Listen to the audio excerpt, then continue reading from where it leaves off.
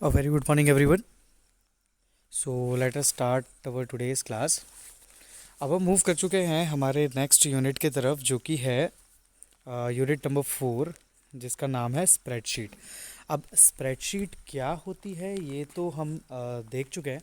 ये हमको पता है, लास्ट ईयर भी हमने स्प्रेडशीट से रिलेटेड कुछ कंसेप्ट्स देखे थे। यहाँ पर भी हम स्प्रेडशीट के बारे में पढ़ेंगे। इसमें जो हमारा पहला चैप्टर है, हम आज उसको कवर करने वाले हैं। और हमारा पहला जो चैप्टर है वो है सेलो में ऑटो सम का प्रयोग। ऑटो सम मतलब क्या? तो ऑटो सम का मतलब है स्वतः सम निकल आना, है ना। ऑटोमेटिकली स्वयं अगर कोई चीज़ ऐसी होती है कि ऑटोमेटिकली सम कैलकुलेट कर सकते हो आप, ऑटोमेटिकली सम कैलकुलेट हो जाए, अगर ऐसा हो जाता है तो उसको बोला जाता है ऑटो सम। ऑलराइट, तो देखते हैं यहाँ पर ऑटो सम कैसे कैलकुलेट किया जा सकता है। तो चलिए रीड करते हैं। आपने स्प्रेडशीट में सेलों के साथ कार्य करना तथा उसकी परिकलन करना सीखा है। जैसे कि आप जानते हैं, स्प्रेडशीट परिकलन करने के लिए विभिन्न गणितीय कार्यों की सुविधा प्रदान करता है। अब देखो, हमको पता है कि भैया कैलकुलेशंस करने के लिए बहुत सारे ऑप्शंस यहाँ पर हमारे पास एम एस एक्सेल के थ्रू अवेलेबल है। और इन ऑप्शंस के थ्रू हम लोग कैलकुलेशंस को कर सकते हैं एक्सेल में। बट यहाँ पर हम ऐसा हो अगर कि आपके पास एक्सेल है और आप उसमें टोटल लिख रहे हैं और आपको कैलकुलेटर का यूज़ करके टोटल निकालना पड़े, तो वो यूज़लेस है। तो यहाँ पर एम एस एक्सेल जो सॉफ्टवेयर है, ये हमको एक फ़ीचर प्रोवाइड करता है जिसको बोलते हैं ऑटो सम। इसमें ये होता है कि ऑटोमेटिकली सम हमारा कैलकुलेट होकर आ जाता है। हम जो भी वैल्यूज़ लिखेंगे, हम उन वैल्यूज़ को सिलेक्ट करेंगे और ऑटोमेटिकली हमारा सम कैलकुलेट होकर आ जाएगा।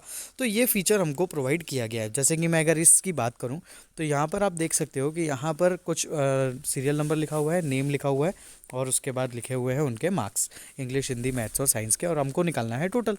तो जैसे ही हम यहाँ पर इसको सिलेक्ट करेंगे, ये वाले कॉलम्स को सिलेक्ट करेंगे, इसको सिलेक्ट करेंगे, इसको सिलेक्ट करेंगे और इसको सिलेक्ट करेंगे। जब हम इन चारों कॉलम्स को सिलेक्ट करेंगे और सिलेक्ट करने के बाद ऑटो सम का जहाँ भी ऑप्शन होता होगा, उस ऑप्शन को क्लिक करेंगे तो हम देखेंगे कि हमारा सम कैलकुलेट होकर आ जाएगा। ठीक है, तो कैसे होता है, चलो अब वो समझते हैं। तो ये देखो, जैसे कि इन्होंने बताया कि आपको ऑटो सम अगर कैलकुलेट करना हो तो जिस सेल का कैलकुलेट करना है पहले उस सेल पर जाएं।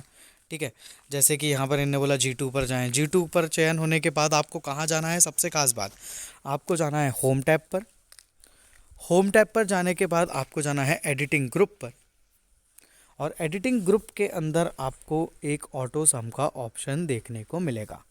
ठीक है, तो होम टैब में जैसे ही आप एडिटिंग ग्रुप में जाएंगे तो वहाँ पर आपको ऑटो सम का ऑप्शन देखने को मिलेगा, जिस पे क्लिक कर कर हम ऑटोमेटिकली सम को कैलकुलेट कर सकते हैं। ये रहा हमारा एम एस एक्सेल का विंडो, ये रहा होम टैब। इस होम टैब के अंदर ये रहा एडिटिंग ग्रुप। इस एडिटिंग ग्रुप के अंदर यहाँ पर ये ऑटो सम का ऑप्शन दिया हुआ है। जैसे ही आप इस ऑटो सम पे क्लिक करोगे तो आप देखोगे कि आपकी जो ऊपर की वैल्यूज़ हैं, उन वैल्यूज़ का सम ऑटोमेटिकली कैलकुलेट होकर आ जाएगा। तो ये ऑटो सम का फीचर है जो हमको ऑटोमेटिकली सम कैलकुलेट करने की फैसिलिटी प्रोवाइड करता है। यही सारी चीज़ों को उन्होंने कैलकुलेट कर कर बताया हुआ है। अब ये तो एक तरीका हो गया जो मैंने आपको बता दिया कि आप ऑटो सम पे क्लिक कर दो। ठीक है, और भी तरीके हैं, जैसे कि हम फार्मूला यूज़ करके भी ऑटो सम कैलकुलेट कर सकते हैं। अब फार्मूला यूज़ करके मतलब कैसे? तो फार्मूला हमेशा एम एस एक्सेल में स्टार्ट होता है इक्वल टू के साइन से, ये हम जानते हैं।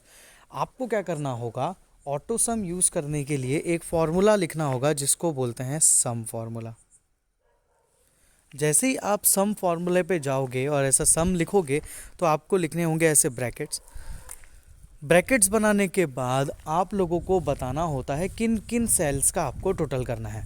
जैसे कि मैं अगर आपसे बात करूं, ऊपर जाऊं यहाँ पर, तो आप देख रहे हो यहाँ पर ये जो है, जैसे मैं बोलूँ कि आभास के इंग्लिश में कितने मार्क्स हैं, तो आभास के इंग्लिश में मार्क्स हैं 86। तो 86 कौन से सेल पे लिखा हुआ है? तो C2 सेल पे लिखा हुआ है ना। C वाली लाइन है और 2 वाला कॉलम है। और आखिरी इस मार्क्स कहाँ पे है? साइंस के मार्क्स हैं। साइंस के मार्क्स कहाँ लिखे हुए हैं? F2 कॉलम पे। F2 मतलब 91 मार्क्स जो लिखे हुए हैं ना, तो F और 2। तो यहाँ पर जब हम फार्मूला लगाते हैं, जैसे कि ये हमारी वैल्यूज़ थी, जब हम इसमें फार्मूला इनपुट करेंगे, मैं इसको खाली स्पेस पे रखता हूँ यहाँ पर। ठीक है।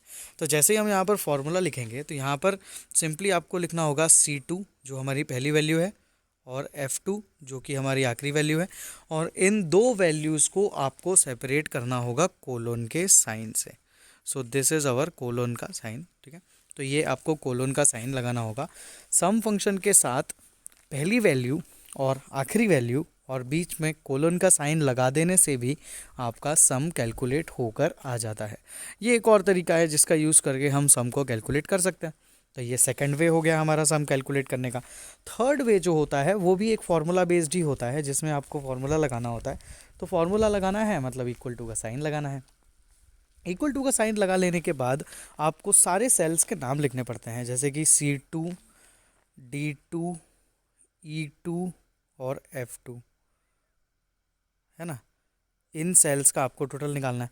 तो ये चारों सेल्स के बीच में लगा देना प्लस का साइन।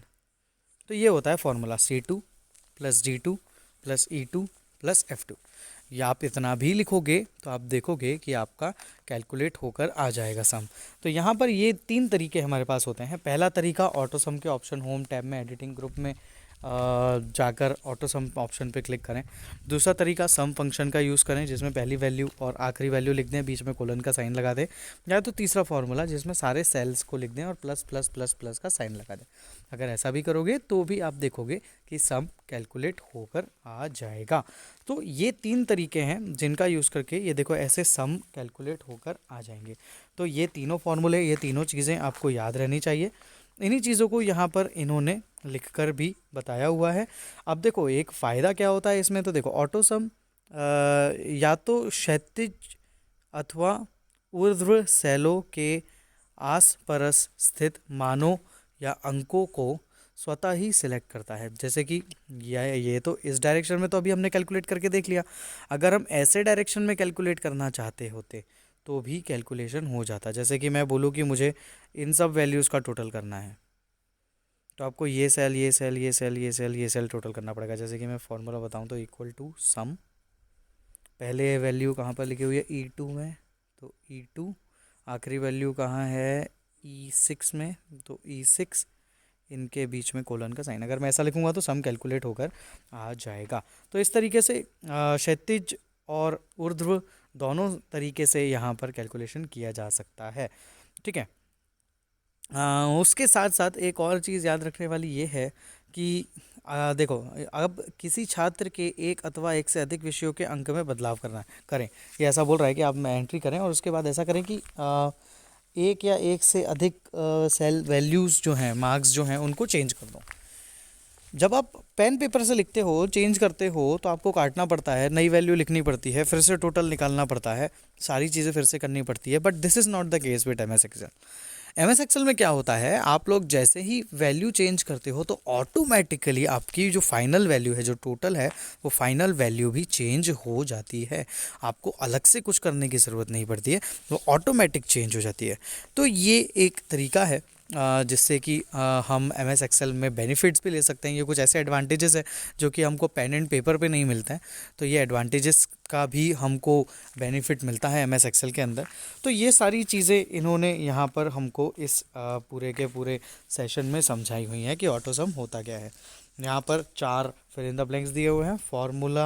फार्मूलों का डैश इलेक्ट्रॉनिक स्प्रेडशीट की एक सर्वाधिक महत्वपूर्ण विशेषता है, ठीक है। ये आपको ढूंढने हैं। डैश का प्रयोग फार्मूला लिखे बिना सेलों में दिए गए मानों का स्वतः ही योग करने के लिए किया जाता है, ये भी आपको ढूंढना है। Auto some option shape tab के अंतर्गत डैश ग्रुप में आता है। ऑटो सम फंक्शन शेप टैब नहीं, होम टैब, होम आना चाहिए यहाँ पर, ठीक है। यहाँ पर याद रखना, यहाँ पर शेप टैब लिखा हुआ है, यहाँ पे शेप नहीं है, ये होम टैब के अंतर्गत डैश ग्रुप के में उपलब्ध है, ये आपको ढूंढना है। ऑटो सम में सेलों के आसपास मानों का चयन डैश अथवा डैश तरीके से करता है, ठीक है। तो ये चारों आंसर्स आपको ढूंढना है, ये आपका टास्क रहेगा। और इस चैप्टर में सम कैलकुलेट करने के तरीके बताए हुए थे जो कि मैंने आपको एक्सप्लेन कर दिए। ये सारी चीज़ें आपको पढ़नी है, ये सारी चीज़ें आप लोग को एक बार और देखना है, और अगर आपको लगता है कोई टॉपिक इसका क्लियर नहीं है तो आप लोग पूछ सकते हैं। ऑलराइट स्टूडेंट्स, तो आज की क्लास के लिए इतना ही। Thank you so much, see you in the next class.